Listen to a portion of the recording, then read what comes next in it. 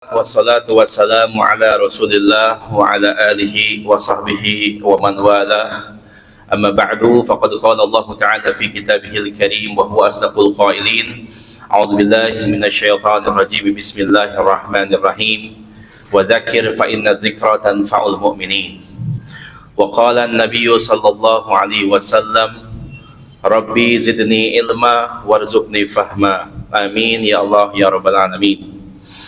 Bapak Ibu jamaah Masjid Baitul Adli Kejaksaan Agung Republik Indonesia, rahimani wa rahimakumullah wa hafidhakumullah wa ra'akumullah fid dunya wal akhirah. Alhamdulillahirabbil alamin. Puja dan puji syukur kita hadirkan kehadirat Allah Subhanahu wa taala sampai dengan detik ini, siang ini, pada hari Selasa tanggal 1 Oktober yang kemudian juga bertepatan di kita Indonesia dengan Hari Kesaktian Pancasila. Alhamdulillah, Allah Subhanahu wa taala senantiasa memberikan nikmatnya kepada kita dan kita bisa melaksanakan salat fardu berjamaah, salat fardu zuhur. Salawat serta salam marilah kita curahkan kepada baginda besar Nabi Muhammad sallallahu alaihi wasallam. Para jamaah, Bapak Ibu sekalian, tema yang akan Al-Fakir sampaikan berkaitan dengan apa itu berkah dan juga apa indikator keberkahan. Para jamaah sekalian, Bapak Ibu sekalian, berkah ini tak lain dan tak bukan adalah salah satu tujuan kita di dunia ini. Tak disangkal bahwa memang tujuan kita sebagaimana doa yang selalu kita panjatkan atau kita kenal dalam bahasa kita disebut sebagai doa sapu jagat. Kita semua hafal, anak-anak kita juga hafal. Rabbana atina fid dunya hasanah wa fil akhirati hasanah wa qina adzabannar. Dan ternyata di antara hasanah kebaikan di dunia yang kita harapkan tak lain dan tak bukan adalah keberkahan. Lantas apakah itu keberkahan? Keberkahan sering kita ucapkan karena ini menjadi hal yang penting dalam bahasa kita. Semoga Allah berkahi, barakallahu fiik, selamat ya, barokah, barokah, dengan beberapa padanan kata. Berkah diambil dari bahasa Arab, artinya barokah yubariku barokah. Kalau bahasa kitanya bisa disebut berkah, bisa disebut barokah, bisa disebut keberkahan. Diambil dari apa sih kata itu? Secara bahasa Arab, kata berkah diambil dari kata barokah yabruku. Artinya apa? Ketika unta akan duduk dan kemudian dia minum pada satu tempat, yang tempat itu disebut sebagai birkah.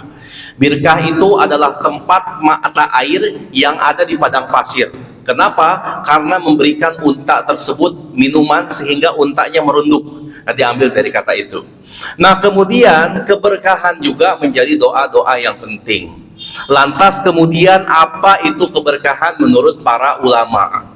Di antara yang membahas tentang keberkahan dan barokah atau berkah itu adalah Imam Ar-Raghib Al-Asfahani dalam kitabnya Mufradat di Al-Fazil Quran. Jadi Imam Ar-Raghib Al-Asfahani ini mengumpulkan mufradat-mufradat atau kosakata atau glosarium bahasa Arab yang ada dalam Al-Quran yang kemudian kira-kira kita sulit memahaminya. Sama beliau kemudian dikumpulkan di dalam kamus yang kemudian menjadi mu'jam mufradat di Al-Fazil Quran. Beliau Imam Ar-Raghib Al-Asfahani menyebutkan bahwa al-barakatuh hiya thubutul khair al-ilahi fi syai'. Keberkahan adalah mantapnya ketetapan Rabbani, ketetapan ilahi pada sesuatu.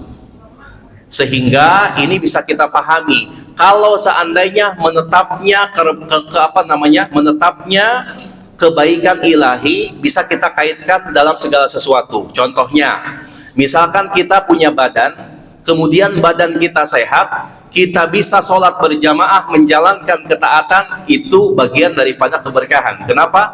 Karena kenikmatan yang Allah berikan ada unsur Rabbani, ada unsur vertikalnya, kita kaitkan beribadah kepada Allah.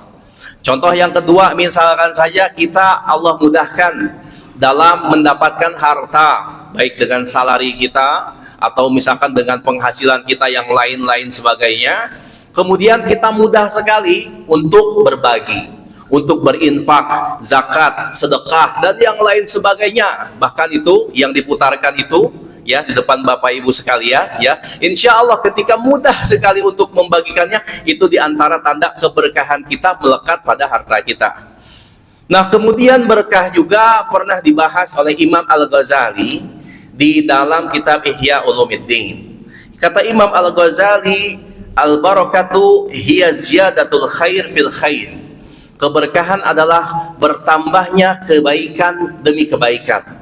Bertambah kebaikan demi kebaikan. Sehingga kita juga dapat melihat pula di dalam KBBI, Kamus Besar Bahasa Indonesia. Ternyata keberkahan juga didefinisikan. Dalam Kamus Besar Bahasa Indonesia disebutkan bahwa berkah itu adalah karunia Tuhan Allah Subhanahu wa Ta'ala yang mendatangkan kebaikan bagi kehidupan manusia, sehingga ada unsur ilahinya. Ketika Allah memberikan karunia kepada kita berupa umur, berupa jabatan, berupa posisi, berupa penghasilan, dan yang lain sebagainya, anak putra putri yang soleh, kemudian kita kaitkan itu merupakan karunia Tuhan, maka itu keberkahan menurut Kamus Besar Bahasa Indonesia. Bapak Ibu sekalian, para jamaah, mungkin di dalam benak kita berpikir bahwa keberkahan itu abstrak, Ustaz. Keberkahan itu abstrak, sesuatu yang bagaimana mungkin kita bisa ukur. Ya, tapi dengan adanya ilmu pengetahuan kita kenal, Bapak Ibu jamaah sekalian, ya, bahwa variabel yang laten sekalipun itu bisa dirubah menjadi variabel manifest dengan adanya indikator. Tanda-tandanya apa?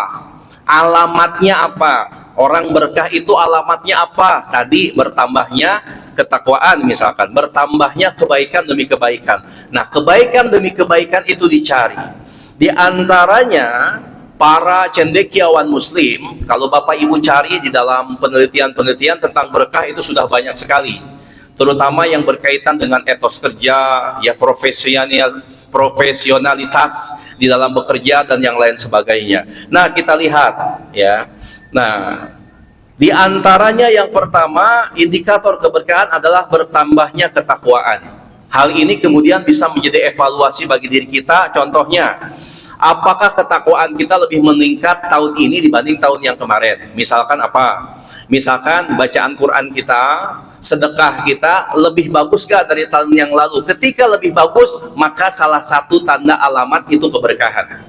Zikirnya kita misalkan baca Astaghfirullahaladzim, kita baca biasa 33, kemudian tahun ini meningkat misalkan menjadi 66 atau menjadi 100 setiap harinya, itu diantara bertambah keberkahan.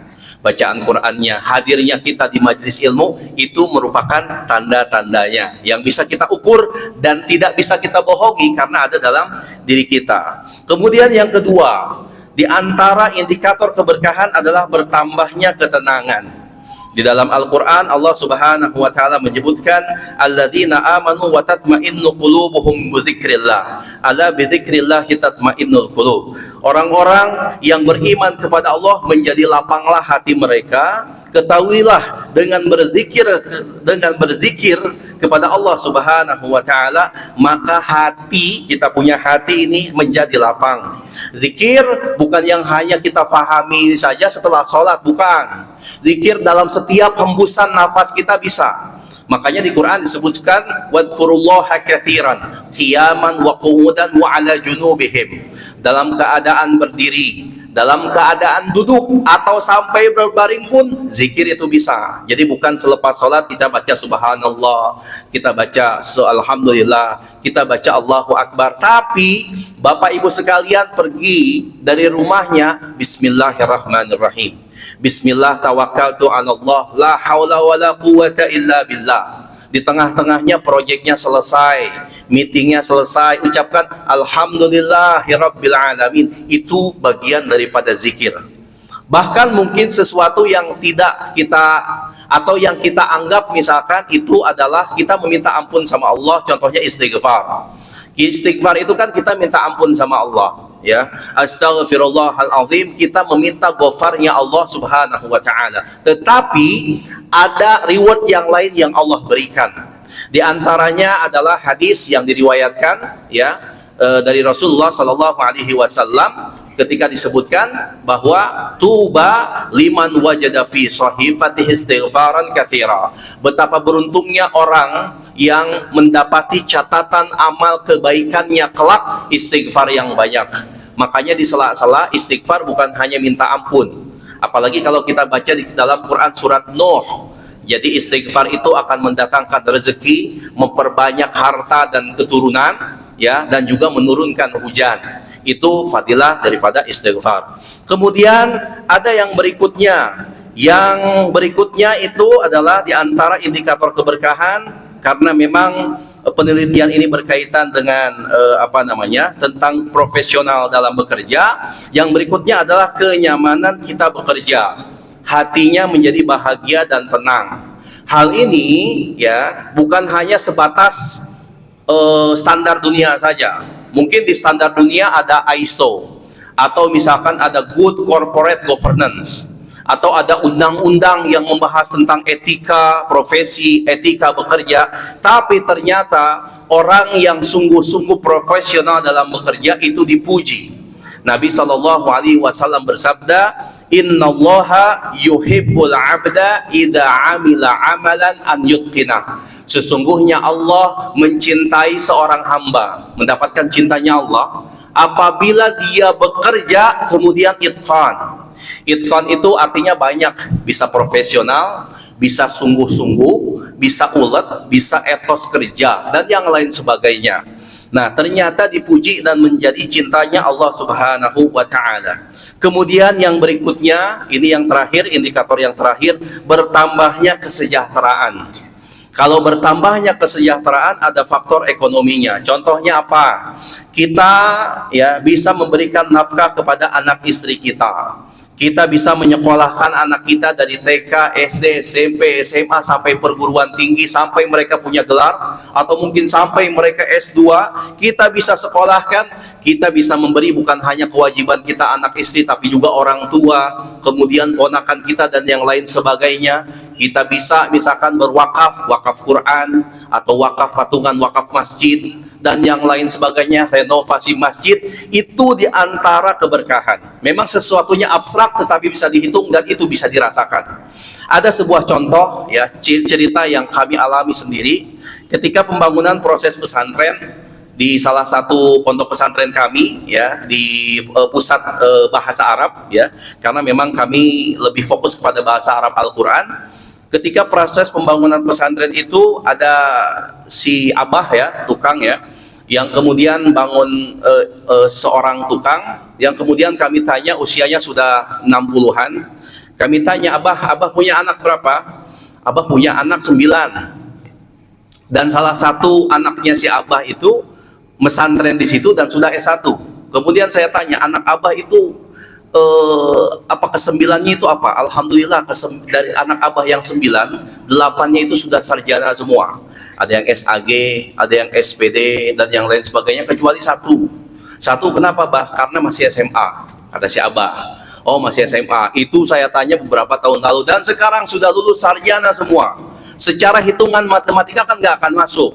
Ini gimana abah ceritanya mengaturnya semuanya ini bisa sarjana? Abah juga nggak tahu itu. Abah yakin aja sama Allah.